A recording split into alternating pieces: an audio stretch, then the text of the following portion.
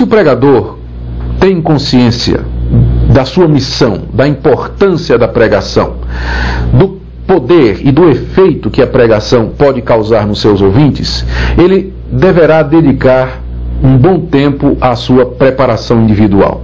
Isso significa, primeiro, a sua preparação espiritual. Cultivar uma vida de comunhão com Deus. Viver uma vida de retidão, de santidade nos caminhos de Deus, em plena harmonia com Ele. Essa preparação é insubstituível. Nada mais pode tomar o seu lugar.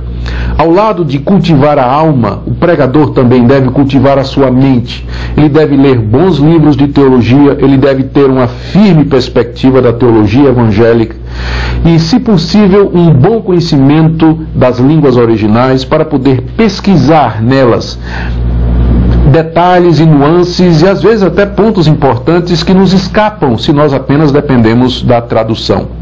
Os antigos pregadores puritanos, eles gastavam longos períodos de tempo pesquisando, lendo, estudando a palavra de Deus, indo no original. Geralmente eles eram versados em grego, hebraico e latim, para que pudessem dar ao povo a expressão correta da palavra de Deus.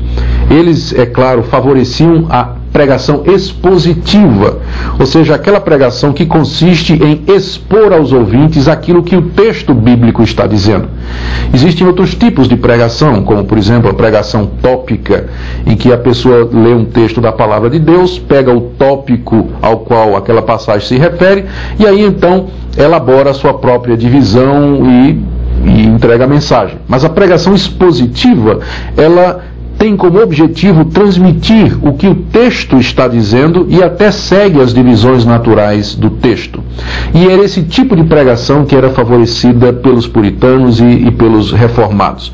Para fazer isso é necessário um alto nível de preparação, de estudo, de meditação, de trabalho duro, é claro, cercado, abençoado por uma vida de oração e de dedicação ao Senhor.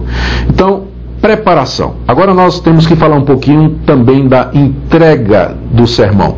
Notem que antes da entrega do sermão propriamente dito, da pregação propriamente dita, vem todos esses preparativos, todas essas pressuposições, porque a pregação não é um ato isolado, não é uma coisa que nós fazemos em separado daquilo que nós somos e daquilo que nós cremos. O ato de entrega, então, ele deve, seguindo essas pressuposições, essas preparações que eu mencionei, o ato da entrega deve ser a consumação de tudo o que nós fizemos.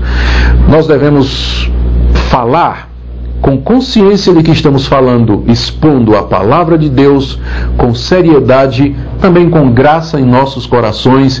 Podemos utilizar-nos de métodos, de ilustrações, de histórias que venham aclarar o pensamento de forma que façam com que a transmissão dessas verdades se tornem facilmente captáveis.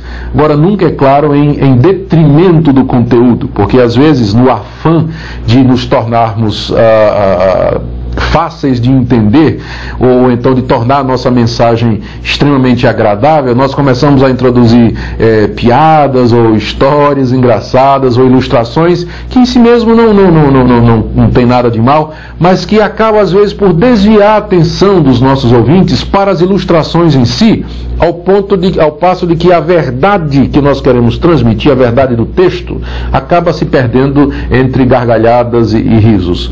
Então, o pregador que tenha consciência do que é a pregação, de que ele está expondo a palavra de Deus, ele vai ser moderado e prudente na escolha das ilustrações, das histórias que ele vai usar, do humor, do grau de humor que ele vai empregar na entrega da mensagem.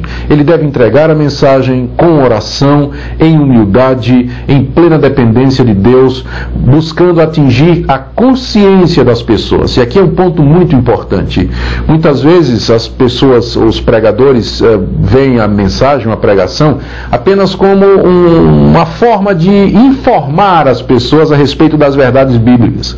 Mas eu entendo que a verdadeira pregação, além de informar o intelecto, de trazer informações ao intelecto da verdade bíblica, ela visa também alcançar as emoções do ouvinte e principalmente a sua vontade. É dirigida à vontade do ouvinte e com o objetivo de com a ajuda do Espírito Santo, fazer com que ele se volte para Cristo, creia em Cristo e voluntariamente abrace a sua mensagem.